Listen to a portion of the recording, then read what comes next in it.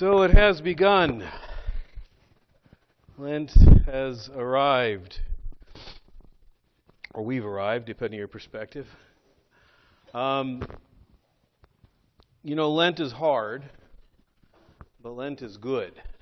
And I want to focus this week on a few reflections on the goodness of Lent. And one of the goodnesses that I want us to think about is the fact that we receive a blessing from Lent that every generation has received. But I think our generation has needed this particular gift more than any others. And that is the gift of slowing down and just being, as they say these days, in the moment. The fact that people have to talk about being in the moment as if it's a goal, especially an elusive one, tells us how rare being in the moment has become. Well, for most generations, people could remember things. They could anticipate things, but they didn't have nearly as much noise, ideas, words as we have. And so we're constantly pulled back or drawn forward in the complexity and the busyness of life. And so I think we're going to benefit more than any previous generation in the church's attempt to get us to slow down and then just to be right where we are and right when we are with the world actually as it is.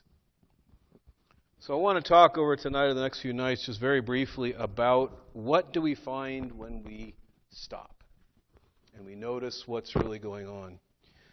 Tonight, the church gave us words to pray at the very first moments of Lent. In fact, these words, in a sense, usher in the Lenten time for us. And that is our prayer that God would not turn his face away from us. And the reason we find that prayer so important, maybe urgent, is that we find ourselves afflicted. We are afflicted. Probably all of us in different ways are afflicted physically. We have pains, we have ailments, and in our busy, complex, and often crazy world, we're not encouraged to tend to the fact that if we are afflicted, to notice it, to acknowledge it, to accept it. I was with Father David just less than an hour ago. And by the way, he sends his love to all of you. It's a miracle to see him sitting up and talking and reflecting on the beauty of life. This is somebody who had open heart surgery literally this morning. It's really a miracle. So he sends his love to all of you, and he asks all of your forgiveness, and he extends his forgiveness. He's going to celebrate Lent a little bit differently this year. But he looks good and he sounds great. But I said to him something, not because I notice anything, but what I say often to heart patients, because it's very common for heart patients to go into a period of depression. One of the reasons that happens is that as a heart patient, you've gone through a life-saving procedure. If we were not living in the early part of the 21st century, perhaps maybe at the end of the 20th century, Father David wouldn't be with us today. The procedure that he underwent is relatively new, that previous centuries didn't have. And when people suffered what he suffered last night, many of us saw it happen. We didn't know it was happening. It was happening before Vespers, during Vespers, after Vespers. That would have left people in previous generations dead. And yet there he is, talking with us, praying with us. Keith and he were going through Vespers and praying Vespers when I walked in. And so the gratitude of having that life-saving gift can, and this is what I warn about if we're not careful, can overshadow the acknowledgement of something else. And that is, as a heart patient, he's afflicted. He's recovering not only from what would have been a life-ending injury to his body, but all the trauma of the treatment itself. And what heart patients often do is they don't acknowledge, because of all the goodness and gratitude, they don't acknowledge the difficulty.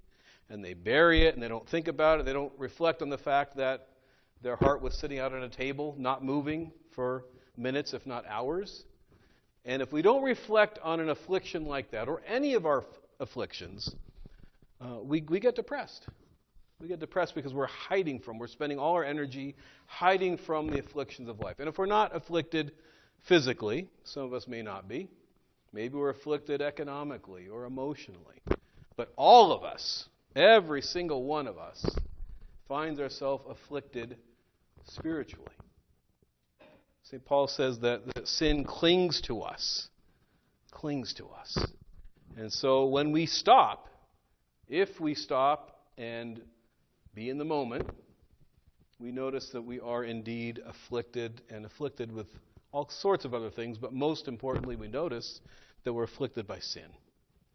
Sin that has become so standard that sometimes we can't even imagine our life without it. And we say, well, I'm only human. We redefine our humanity by our sinfulness because we're not quite ready to let it go. Well, the church invites us at this first moment of Lent to recognize that we are indeed afflicted.